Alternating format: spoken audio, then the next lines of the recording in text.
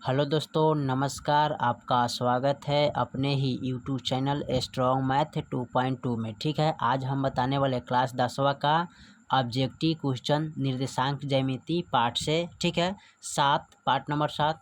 तो देखिए, मैंने 92 तक क्वेश्चन को हल कर चुका हूँ। ठीक है, पिछले वीडियो में आप लोग नहीं देखे तो जाकर देख सकते हैं। ठीक है, तो हम 93 से हल करने वाले हैं। ठीक है, ऑब्जेक्टिव क्वेश्चन को क्लास 10वां का। तो देखिए, 93 में करें एक्स अक्ष पर प्रत्येक बिंदु का कोटि क्या होता है। ठीक है, एक्स अक्ष पर प्रत्येक बिंदु का कोटि क्या होता है। तो इसका क्या होता है सवाल, इसका 0 होगा। ठीक है, क्योंकि कोटि हमको क्या होता है, फर्स्ट वाला को भुज बोलते हैं और लास्ट वाला को क्या बोलते हैं, कोटि बोलते हैं। तो आपका सवाल कौन हो जाएगा, 0। तो आप यहाँ 0 लिख सकते हैं। ठीक है, चलिए हम देखते हैं। तो यहाँ पर दिया है एक्स अक्ष पर प्रत्येक बिंदु का कोटि क्या होता है। देखिए, तो यहाँ पर मान लेते हैं एक्स और वाई है ना। तो इसको क्या बोलते हैं, फर्स्ट वाला को भुज बोलते हैं ना, और सेकेंड वाला को क्या बोलते हैं, कोटि बोलते हैं ना। तो यहाँ पर हमको कथी पूछा है, एक्स पूछा है। तो एक्स अक्ष पर तो हमारा क्या हो जाएगा, 0 हो जाएगा, यानी कि एक्स अक्ष पर क्या हो जाएगा, 0। तो यही हो जाएगा। अगर वाई पूछता वाई अक्ष पर तो भी उसका भी मान 0 होता है। ठीक है, चलिए हम लिख देते हैं 94 नंबर सवाल में क्या कर रहा है, देखते हैं। 94 नंबर सवाल में कह रहा है कि निम्नलिखित में कौन बिंदु चतुर्थांश में है। ठीक है, तो देखिए, ये है प्लस प्लस तो प्रथम चतुर्थांश, ए है माइनस प्लस तो द्वितीय चतुर्थांश, ए है माइनस माइनस तो ये हो जाएगा आपका तृतीय चतुर्थांश। ठीक है, अब प्लस माइनस तो ये होगा आपका चतुर्थांश। ठीक है, तो ऑप्शन नंबर आपका डी हो जाएगा। तो चलिए इसको हम लिखते हैं। देखिए, तो प्लस माइनस हमारा होता है क्या, चतुर्थांश में। ठीक है, तो यहाँ पर लिखेंगे चतुर। ठीक है, कितना चतुर्थांश में है, चतुर्थ तो चतुर्थांश में है तो लिखेंगे चतुर्थांश। ठीक है, तो ये हमारा हो गया कथी, चतुर्थांश में। ठीक है, तो यहाँ पर दिया है ऑप्शन नंबर, तो लिख सकते हैं इसको क्या, 6 - 6, यही आपका आंसर है। ठीक है, चलिए हम सवाल नंबर 95 को देख लेते हैं। देखिए, 95 नंबर सवाल हमारा कह रहा है वाई अक्ष से बिंदु इतना की दूरी क्या हुआ। ठीक है, तो वाई अक्ष के बिंदु का इतने का दूरी, तो चलिए इसको हम देख लेते हैं। तो यहाँ पर देखिए, यहाँ पर सीधे आपका डायरेक्ट आ जाएगा, वाई अक्ष से पूछ रहा है ना, तो वाई अक्ष से आ जाएगा तो आपका 2 हो जाएगा। ठीक है, तो यहाँ पर 2 इकाई लिख देते हैं। देखिए, तो वाई अक्ष पर बिंदु की दूरी क्या हो जाएगा, तो यहाँ पर देखिए वाई अक्ष का, तो वाई अक्ष का कितना हो जाएगा, 2 हो जाएगा। ठीक है, यहाँ पर 2 इकाई लिखेंगे। देखिए, यहाँ पर अगर आपसे वाई अक्ष पूछा है तो इनको मानते हैं एक्स, इसको मानते हैं वाई। तो वाई अक्ष पर पूछा है तो वाई का मान पूछा है तो ई हो जाएगा, और ई पूछेगा तो आपका ई वाला हो जाएगा, और एक्स अक्ष पूछेगा तो आपका कौन हो जाएगा, यहाँ पर हो जाएगा, और इनको पूछा है तो ये वाला हो जाएगा। ठीक है, तो 2 इकाई आपका आंसर। ठीक है, चलिए सवाल नंबर हम देखते हैं 96 नंबर को। ठीक है, तो 96 नंबर सवाल क्या कर रहा है, 96 नंबर सवाल कर रहा है बिंदु इतना और इतना के बीच की दूरी निकालना है। ठीक है, तो चलिए इसको दूरी निकाल लेते हैं।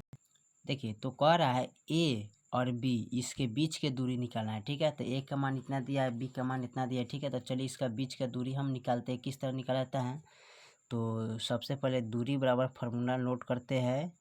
तो दूरी का फार्मूला क्या होता है, x2 minus x1 square plus y2 minus y1 square. ठीक है, तो इसी फार्मूला पर हम क्या करते हैं, इसको बैठाकर बनाते हैं। तो देखिए, इसको मान लेते हैं x1 x2 y1 y2। ठीक है, तो x2 का मान कितना है, ये यहाँ x2 का मान कितना है, 1, तो 1 लिखेंगे, माइनस x1 का मान कितना है, -3, तो -3 लिखते हैं स्क्वायर प्लस। ठीक है, y2 का मान कितना है, 10, तो 10 लिख लेते हैं। ठीक है, और माइनस y1 का मान कितना है, तो y2 का मान यहाँ पर 3 दिया है। ठीक है, तो -3 लिखेंगे, -3 है।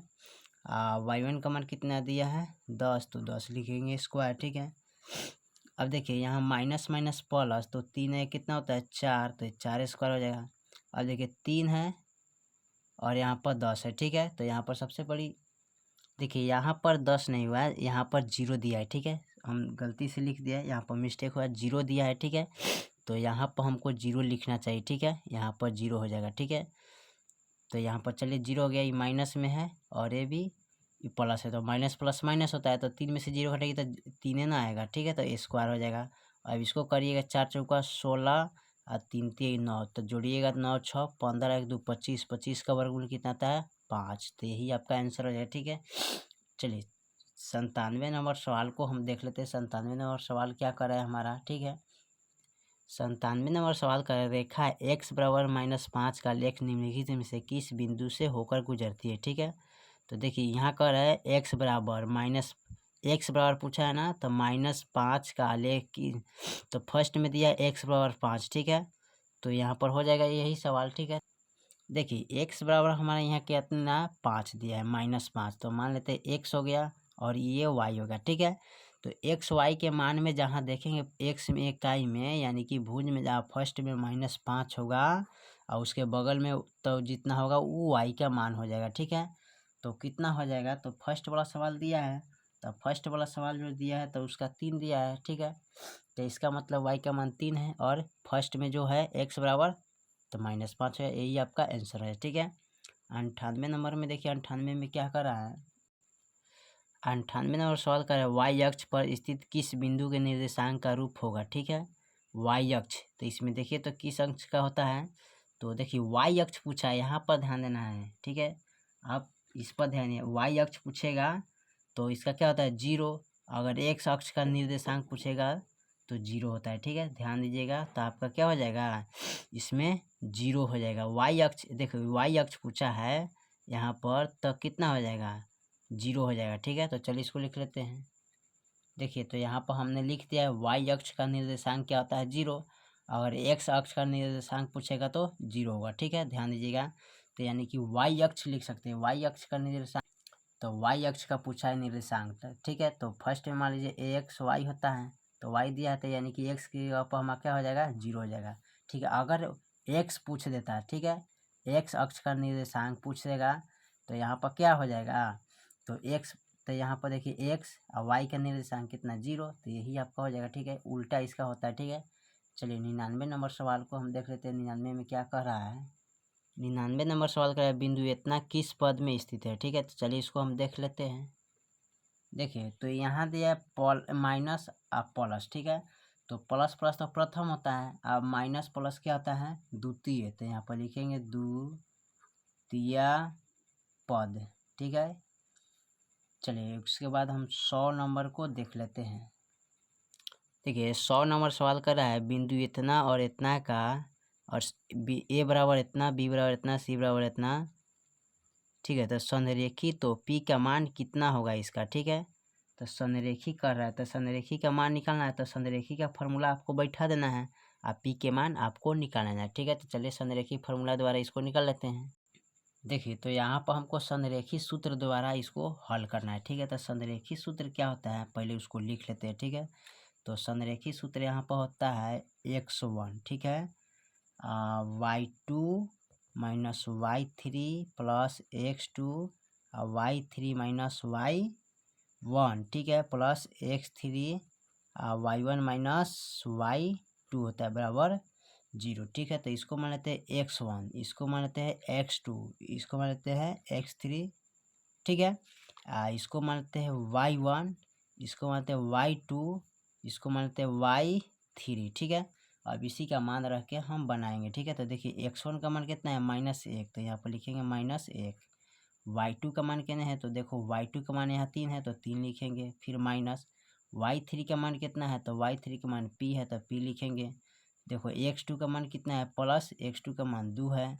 अब देखो y3 का मान इसमें कितना है, तो y3 का मान 3 है तो 3 लिखेंगे, माइनस y1 का मान कितना है -1 है तो -1 लिखेंगे, प्लस x3 का मान कितना है 8 तो 8 लिखेंगे, x1 का मान कितना है -1 और माइनस y2 का मान कितना दिया है, तब 3 दिया है तो 3 लिखेंगे। ठीक है, बराबर 0। अब इसको हल कर लेंगे ना, तो देखिए इनको इससे हल करेंगे, इनको इससे और इनको इनसे हल करेंगे। ठीक है, तो 1 से इसमें गुना करेंगे तो 3 और माइनस माइनस प्लस, और 1 से में गुना तो p हो जाएगा ना। ठीक है, यही ना होगा। ठीक है, और फर्स्ट में माइनस है तो माइनस देते हैं। ठीक है, चलिए माइनस डाल दिए, अब यहाँ पर प्लस। ठीक है, अब हे से में गुना करेंगे तो 3 दूना ना, यहाँ पर देखिए माइनस माइनस प्लस तो 1 हो गया। ठीक है, 1 हो गया, तो यहाँ पर 1 हो गया, तो यहाँ पर तो 3 एक कितना होता है 4। तो यहाँ पर सबसे पहले बात है ना, यहाँ पर पी होगा, ठीक है, मिस्टेक हो गया, यहाँ पर पी होगा। 2 से पी में गुना कीजिएगा तो 2 पी हो जाएगा, ठीक है। और 1 है तो इसमें गुना कीजिएगा तो 2 एकम 2 1, ठीक है। और प्लस, अब देखिए माइनस माइनस प्लस, तो 3 एक 4 होता है, 8 चौका 32 हो जाएगा, ठीक है। अब इसमें 32 आ गया। अब इसका हल कैसे करिएगा, देखिए यहाँ पर एगो पी और 2 पी, तो कितना हो जाएगा 3 पी हो जाएगा ना, प्लस, ठीक है। और यहाँ पर देखिए 3 पी हो गया। और उसके बाद क्या करेंगे इसको, अब यहाँ देखिए -3 और 2, तो कितना हो जाएगा, 3 में से 2 गया 1, और 1 को इसमें जोड़ लेंगे तो कितना है 32 है 33।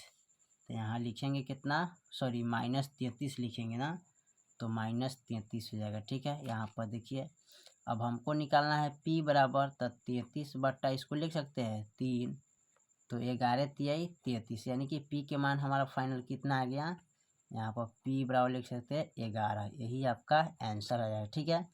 चलिए फिर मिलते हैं हम अगले क्वेश्चन में। देखिए 101 नंबर 101 नंबर का सवाल कर रहा है, p बराबर इतना और q बराबर इतना, तो मिलाने रेखा खंड का मध्य बिंदु निकाले, ठीक है। तो चलिए इसको देख सकते। देखिए तो मध्य बिंदु निकाला है, तो यहाँ लिखाएंगे मध्य बिंदु बराबर क्या होता है फॉर्मूला हमारा, तो लिखते हैं x1 प्लस x2, ठीक है, यही ना लिखते हैं यहाँ पर। देखिए तो यहाँ पर x1 प्लस x2 बटा 2, y1 प्लस y2 बटा 2, ठीक है। अब इसको मानते x1, इसको मानते x2, इसको मानते y1, इसको मानते y2। तो x1 का मान कितना है 7, तो 7 लिखेंगे, प्लस x2 का मान कितना है, सॉरी x1 का मान यहाँ पर 3 है, तो 3 लिखते हैं। x2 का मान 7 है बटा 2, y1 का मान कितना है 5, प्लस y2 का मान कितना है 9 बटे 2। अब देखिए 7 3 कितना आता है 10, तो 10 बटा 2, यहाँ 14, यहाँ पर हो जाएगा आपका। देखिए 9 9 5 कितना आता है 14, 14 बटा 2। अब इसको कटाइए तो 5 दूना 2 पचे 10, 2 सते 14, ठीक है। तो आपका आ जाएगा 5,7, यही आंसर हो जाएगा, ठीक है। चलिए 102 नंबर सवाल को हम देखते हैं। 102 नंबर का त्रिभुज PQR के शीर्ष के निर्देशांक इतना और इतना है, तो केंद्र का निर्देशांक कितना होगा, ठीक है। चलिए इसको निकालना है केंद्र का, तो शीर्ष का दिया है इतना मान, ठीक है, तो इसको हमें निकालना है कितना, केंद्रक का निर्देशांक कितना होता है। चलिए इसको देख लेते हैं।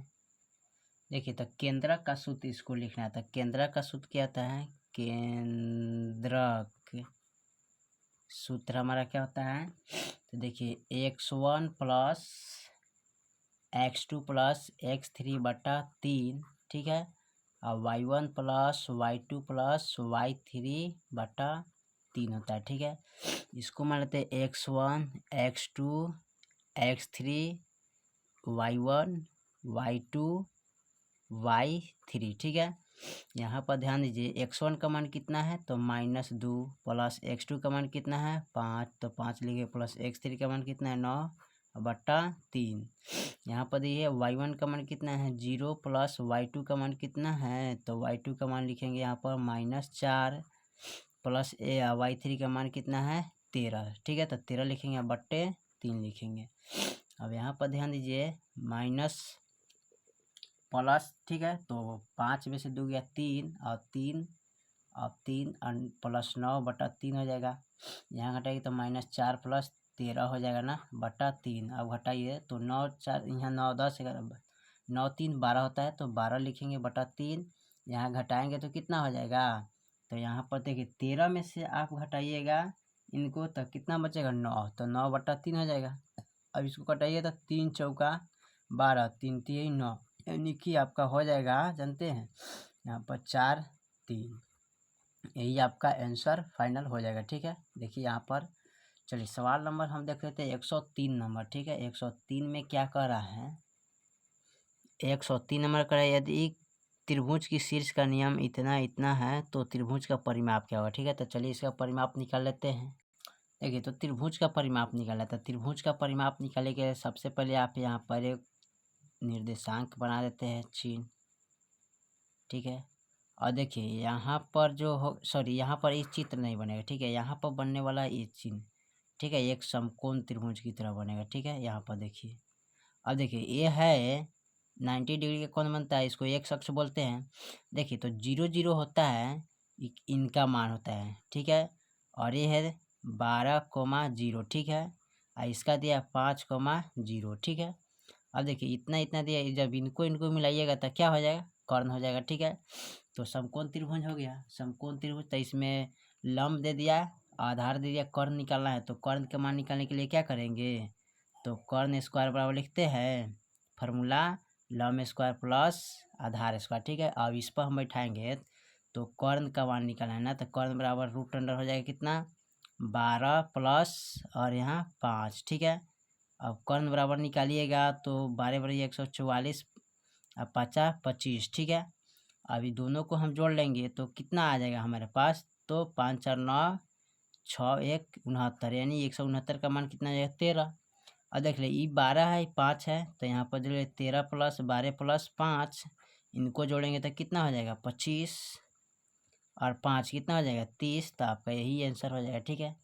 चलिए सवाल नंबर हम देख लेते हैं अगला, चौथा।